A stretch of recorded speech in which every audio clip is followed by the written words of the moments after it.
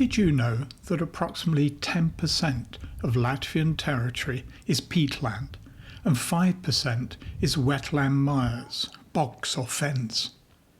These mires are beautiful wildernesses and act as carbon sinks. They are twice as effective as tropical forests in extracting carbon from the atmosphere, making them crucial in the fight against climate change. We are exploring the 5.5-kilometre boardwalk at Cena Mire, a 2,133-hectare nature reserve on the outskirts of Riga. Cena Mire used to be the largest wetland in Latvia, covering 10,000 hectares.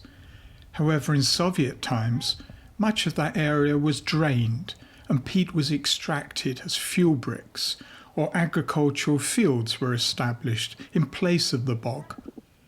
Two fragments of the original vast wetland have survived, Cena Mire and Melnese Lake Mire.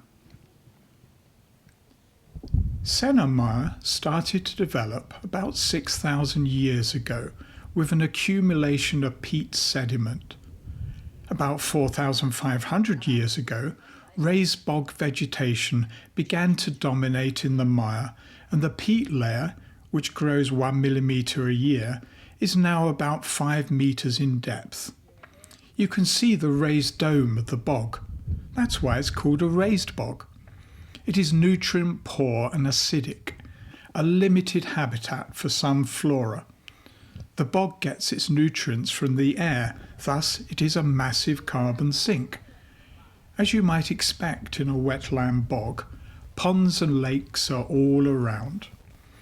A high water level is essential to keep the peat-producing moss healthy. If the mire drains, as in Soviet times, the moss decreases, and heather, dwarf trees and bushes replace it. Small dams have been constructed in the irrigation ditches to reverse the drainage as far as possible.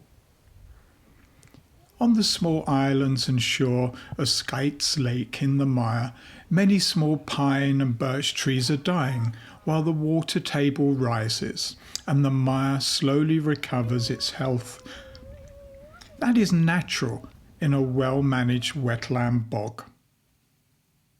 This is an extract from my podcast, An Englishman in Latvia, episode on wetland bogs.